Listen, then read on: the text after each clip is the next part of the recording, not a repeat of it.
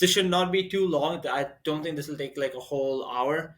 Um, Probably be about 30 to 35 minutes. And then if you have any questions, whoever has any questions afterwards, you guys can ask through. Or even just if you want to put it in the chat afterwards, if I'm through going through something, if you want to put it into the chat window, you can do that also, and then I can come back to it afterwards.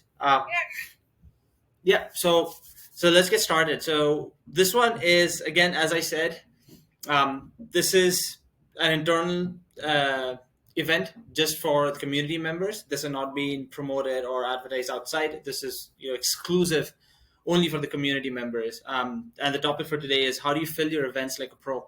So basically, if you're doing any kind of either an online or an offline event, uh, one of the biggest things that I've seen people to have not struggle but have a hard time with is just getting up to a number of people in their event. One of the big drivers for that is the idea, then the cost point, and then their own brand awareness and brand authority. So I'll address a lot of those things. It is not just about putting up your ad on an online platform and just blasting your ad to different people. It's not just about that. It is kind of a process behind it. That ad is the last piece of the puzzle, but you have to do a lot of those things before that to really shape it up to be an event that people want to come to and attend, right? So as I said, like, the idea is like the first thing that has to be really nailed down. And when I say idea, it's not just the topic of the event and we'll go through it. It's a lot of different things in there. Then you have your early adopters, and then you have your followers. So I've kind of divided up into these three things. Your paid ads, or just that massive following, or all of those things that really comes up all the way in the end of your event promotion. In that sense, like, that's the last thing you would be doing to really put fuel on the fire, but you need to get that fire going first.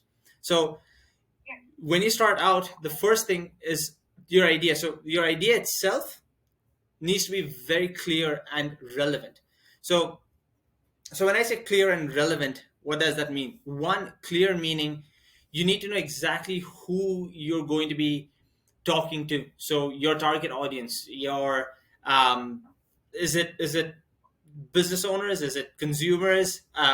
What are they, pain points? What are they looking at? So it has to be very clear. It has to appeal to those people, right? And then relevant, meaning that it has to be relevant for the time that it is being conducted in. So is it a topic that people are interested in right now? So I don't know if you have, let's say, a seasonal sell, or if it is something to do with market demand and supply. So is it relevant right now that you're having this event put up? So that's one.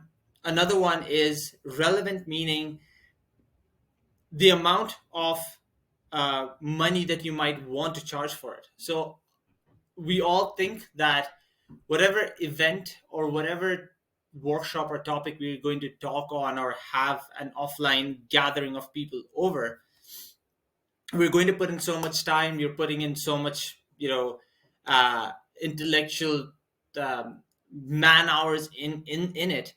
Um, we think that we should be charging for it, right?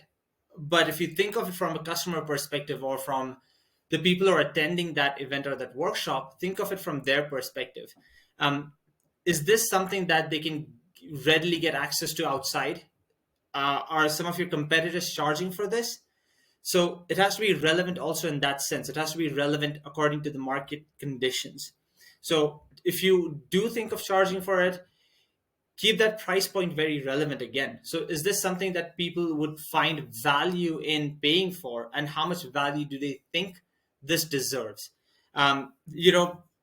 Earlier on, a lot of people would put down, let's say X amount of dollars, and then they would have it crossed out and then say, but only right now, this is only for 10% of that fee. That has become very cliched now. It's kind of very old school. A lot of people already know that you're just putting out just some random number out there, and then you're creating that perception of you're giving such a heavy discount. That, in my very personal opinion, um, that does not really work well a lot of times, right? That's those are very, my personal opinion, again, those are very cheap gimmicky tactics. Do not use them. You also do Oh, not. I've never. Yeah. Yeah. To So. me, that Mhm. that takes you out of alignment with your customer. Right. So try to stray away from those things. Just be very direct with what your cost evaluation is for your workshop or your event, right? Another thing in that relevance could be, um, you know, we've talked about the market condition, your cost for it. Then the next one for the relevant, clear and relevant topic is this something that is relevant to you? So, do your prospects think that you are relevant to this topic and you are that authority or that brand position person to talk on this topic? Is this something that they would look forward to listening from you? So, do you have enough of a brand awareness? So, most of the time it's like the talker, the speaker that the people come in to attend the workshop for. So it's that person. So do they have enough of a brand authority, brand positioning, such that people think that it is worth paying that much money to come and attend their workshop or their event? If you don't have enough of a brand awareness or brand authority, just start out by not charging people, because that can be a lost leader right now. Eventually you might want to charge for it. And how do you actually gauge? So how do you gauge if you are ready to charge for something or not? One very, very good litmus test, or one very good way of knowing, is when you do, let's say, a free event, do a free event first. And then in the end, if you have even one person come to you and tell you that, oh, you know what, like this was so valuable, you gave me so many tips, or you actually gave us so much valuable information here, I think that I would be ready to pay for something like this. Even if this were paid, I would come in and attend this. So that is your signal to say you can deliver on those goods. Um, that is also a really good signal to then say maybe you're ready to start charging for that event or that workshop itself. So that is another piece in that clear and relevant um, line item over there, the first one that we're talking about right now. So market conditions, clear and relevant, your cost, clear and relevant, and then your brand positioning and your brand authority. Then the next thing to talk about is you need to have a very, very interesting hook in your headline. So from all of our experiences and all the things that we've run for these events and stuff, what we've really noticed is your poster or your flyer is, or that image is literally what people are going to see. Very few people go through the whole details of your event or your workshop and read each and everything and then make a decision. um, the first thing that people see and they get hooked on is that headline. So if you have a headline, again, tying this with the topic above, clear and relevant. Once you know that your idea is very clear and you know that it is relevant according to the market conditions, the costing, and your brand authority, then to come up with a headline or a hook that can encapsulate either their pain point or a transformation that you can help them achieve, or maybe it is an emotional journey for them, right? Whatever that may be, it is going to be very easy for you to come up with that kind of a hook or headline after you've clearly written down what your idea is, who it is for, what is the price point, all of those things. For the most part, if you're starting out with any event, workshop, whatever it is, just blanket statement, just keep it free, right? If you think you can do this for free for someone, um, at least that lowers their barrier. What you're doing is you're lowering their barrier for risk. So if people think, even the moment you go from zero to even 99 cents, there's this psychological money barrier that comes into people's head is saying, um, I'm going to be paying for this. Am I going to get this much money's worth back from this workshop event, whatever you want to call it, right? Um, but if you're doing your first few ones, I would even like say like first few like 5, 10, whatever it is, until you get that, that tipping point of people coming to you and actually telling you that they're ready to pay for it now. Until that point, just keep it free. For most of the people right now on the webinar right now, like I know a lot of you, like personally also, I would just say, knowing where you are in your phase right now, I would just highly recommend just keep it free for now. All of your events that you're doing, because that'll also force you to understand what are some of your price points that are going to really increase your price point. So, do not go and rent out a huge hall or a room that you now have to pay so much rent for, and you might not be able to get enough people to come in now, right? So if you're already worried about that, that already is a precursor to say you might not be ready to fill up that room. So don't go there right now. Actually force yourself to say, if I were to put up this event for free, what are all the things that I can do to cut down on my expenses, but still deliver that value? Once you're in that mode of delivering that value and people start to see you as the brand authority, or that brand person, that position of authority, you will then be in a position to start charging for it, because people will actually now start to tell others that, you know what, I have gone to their workshop, and even though it was free first and paid now, but it's really worth it, and you should go and enroll for this event or this workshop for yourself. And then the last one then is a good segue into the delivering of the promise. What that free event really forces you to do is to say, what is that really valuable thing that you're going to deliver? What is that promise that you're going to deliver in that event or that workshop? Such that even if somebody comes in, gives you that half an hour or that 1 hour of their time, you're not charging them for it, but they're giving you that much time.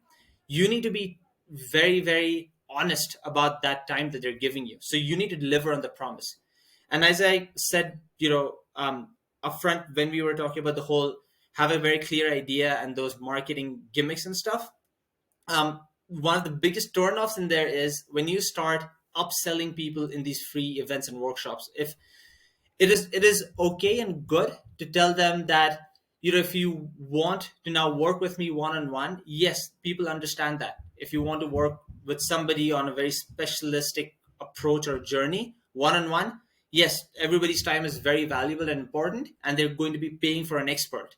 So now that they see you as an expert in this field, they'll be ready to pay you for it. One-on-one, that is a whole different thing.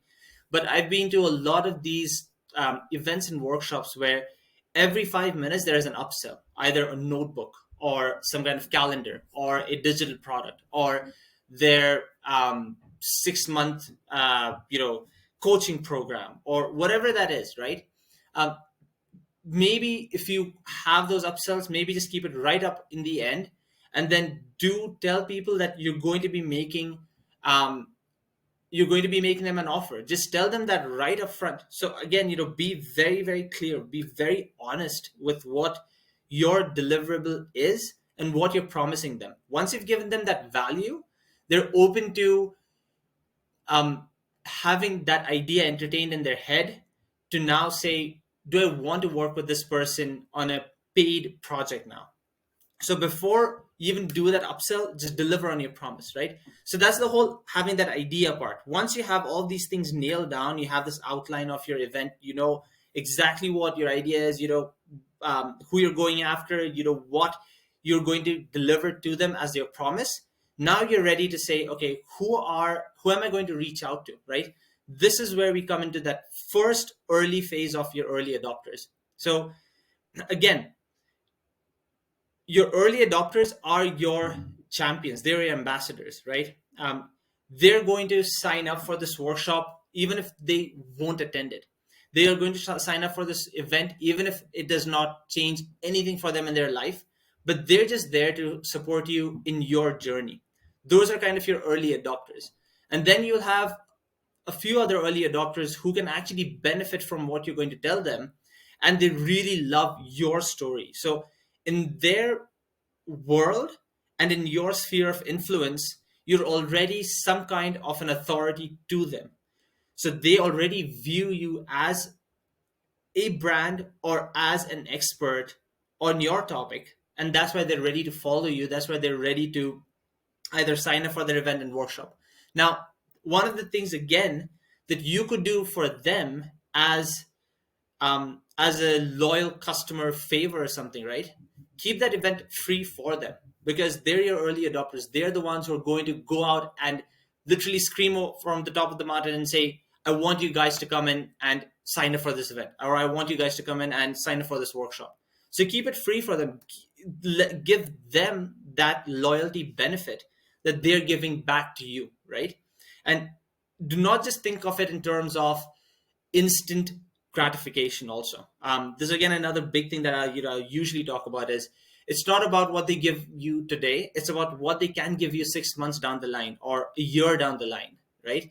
Always think in terms of your long play. What is your long game that you're thinking about? So those are going to be your early adopters. And where are you going to find them, right? Where are you going to find these early adopters? So the first thing is once you have this event ready and everything, um, I'm not going to go into the technical side of how do you put it on your Facebook page or how do you put it on your LinkedIn page. We can have separate workshops, or I can just do a separate recording of the video for that. That's a separate thing. But where do you start sharing it out now? So the first thing you want to look at is your own sphere of influence. So an organic sharing. So this could literally be on your own personal page. It could be even on your own WhatsApp status message, right? So all of the places where you're personally connected with people almost on a one-to-one basis, you want to think of that. So text messaging, email, as I said, WhatsApp status messages, your Facebook page, your personal page where you can share it out to on a very personal level with people, right? If you're going to be putting this event up on your business page, you could take that post and share it on your personal page.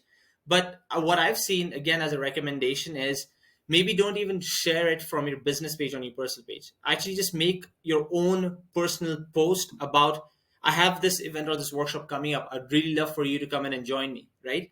And just keep it very, very personal because you're doing an organic share at that time. That organic share would then lead you into personal invitations. So if somebody does inquire, or if you then want to start sending out personal invitations, and this could be done through your Facebook business page, where you go in and share your post for that event. You could even do it on LinkedIn, Facebook, right? All of these things. But you are one-to-one, you're going to send out a personal invitation. So you could write down a message, copy paste it all the time. That's fine. I have your link in there, but personally send messages to people, inviting them to your event, right? You want your early adopters. So kind of a rule of thumb, if you're aiming for about 20 people in your event, you want your first early adopters to be about 10% of it. Because what will start to happen is if other people see that there's a few bunch of people who are attending this event or this workshop, when somebody who's completely in your cold audience sees that, that builds trust for them now. So they're like, oh, there are other people who are attending this. Let me attend that. But your early adopters don't see that. They just see you, right? So you want your 10%, 15% of your pool to be filled in with just those early adopters first. So do whatever it takes, right? And that will be a lot of the heavy lifting for you. That is a lot of time that you're going to put in, a lot of messaging that you'll do with people back and forth. You could automate some of those things, have a form that they fill up and then they automatically get like the invitation or the Zoom link and all those things. That's fine. But the initial part of that personal invitation, that makes a huge difference, right? So if you send out a message to people in your network, personally inviting them, that'll make a huge difference. Now, one tip in there is when you are sending out these personal invitations, what you can do is you can actually go through your list, let's say on LinkedIn or on Facebook, wherever you have a good enough network. You could actually then go through and think about would this person also be a good prospect for me down the line? And then send them a personal invitation. What that will help do is, they're connected to you, yes, number one, but number two, if they do come in for that event or their workshop, and when you show them what you're capable of, that could then down the line lead to some kind of a project for you, right? So you can be a little bit strategic even in your personal invitations at that point. So that is the first 2 points: organic sharing, then personal invitations. Then you have your word of mouth. Word of mouth, you can usually use that if you have current clients or current customers that you're already dealing with. Send them an email, send them a message, and ask them to invite somebody from their network to come in for this event. Again, why does this work for early adopters is when they send out that email or that text, whatever, that link that you send them, when they send that out to their own network, they're tapping into people who are early adopters for them. And they're kind of giving a testimonial to those people and saying, I've worked with this person. I think you should go and listen to what they have to say on this topic, right? So that's what word of mouth works, or that is how word of mouth works. And then the last one over here is incentive to loyal followers. So as I said already, give them the workshop for free to your loyal followers. Let them attend it for free. Do not charge them anything, because again, they're going to be your ambassadors. If you can do some kind of a giveaway, if you can do even more than just the event is for free, if you can do something like they get back either some kind of an affiliate commission, or they get back something, even if not in monetary value, but even just as a small thank you, even if that is the incentive, that goes a long way for your loyal followers, right? People who will literally just follow you along. That goes a long way, because honestly, like in today's world with automation and stuff, not enough people are saying thank you back to the people who've gotten them business, right? So if you just do even that one small thing in there of gratitude, your next workshop or your next event, you might not even need to tell them. What they will do is, they see that, they'll just start sharing it out with other people, because they believe in you, they believe in your cause so much now. All right, so that's the early adopters part for you. Then once you have this pool filled with about 10 to 15%, you're then ready to go on to the next one. You're now ready to go on to the next phase and say, I have this small pool of people already ready over here, right? You could also this is just I'm just looking at my notes over here. This just popped up right now. You could also do this in a stepwise fashion, where you say, I'm going to do word of mouth first. So people who come in, my own clients, word of mouth, they'll bring in new people into your group, and all the people that they bring in, you could just give them incentives, right? To follow you along and make them your loyal followers afterwards also, right? So you could also stack these strategies one on top of the other. But once you have your initial pool of 10 to 15% filled with just your early adopters, what this will do now is, on all of your channels and your forums, it'll start to say, well, there are these number of people already attending this. Then you're ready to go out into your cold audience, into your bigger groups, and then start sharing it out over there. What this entails then is, there are a lot of huge groups, and you can find them. This is also covered in one of our workshops, but you can find them on Facebook. So if you're part of some of these huge groups on Facebook, start sharing it out over there. In this instance, you can actually share it out directly from your business page if you want to, or you could share it out as yourself. The post from your business page, you can share it out as yourself on these different groups, right? Because then people know that you're either the organizer behind this, or you're the speaker for this, or whatever that is. They know who to contact or who to go to ask questions if they had that. The other strategy over there is influencer shares. So this works kind of like word of mouth, but this works for if you have either local or micro influencers in your niche. You can actually employ them, give them some of your incentives for loyal followers. So give those incentives for the loyal followers to those influencers, and then ask them to share your word out into their network, right? The difference over here is that influencer might not have actually tried out your services. So they're not actually your clients. So that's why this is at that stage of outside your early adopters, right? That's kind of the differentiation between word of mouth and then influencer shares, right? Another way you could also have your influencer shares work is, when we say influencers, we directly only think of people who have a big following and who are on these social media channels and stuff. But that's not just true. So you can have influencer shares also in the sense that you could have other associations, you could have other boards that you work with. Maybe it's like Chamber of Commerce, you're part of Triple B, you're part of any other coaching community, or some other let's say business coach or something. And if their audience is the audience that you're trying to target, you could actually go to them and make them your influencer and have your word spread out through those channels, right? So that is what influencer share then starts to entail. Is you have to start thinking a little bit more strategic, have to get slightly creative if the answer does not come to you directly. But when you're thinking of influencer shares, that's what you want to start thinking about. Who are the people who have that kind of network that you want to tap into? And they will probably not be your clients right now. They would not be your customers right now, or else they would just fall into your word of mouth bucket then. And then the last one, this is something that is kind of our bread and butter any which ways, but this is really the last topic in there. Once you have your fire going and you have enough people signing up, that is when you're ready to run ads for your event. I see a lot of people, what they will start to do is they will be at this stage. They'll be at this stage for the most part. Actually, people don't even have a very clear understanding of what their event or their workshop is. They don't even have a very clear understanding of who it is for, but that is fine. And then we have to go in and kind of massage that. But what I will see 90% of the time is people will come up with an idea. They'll have some kind of a hook that they think that this is, connects with their target audience.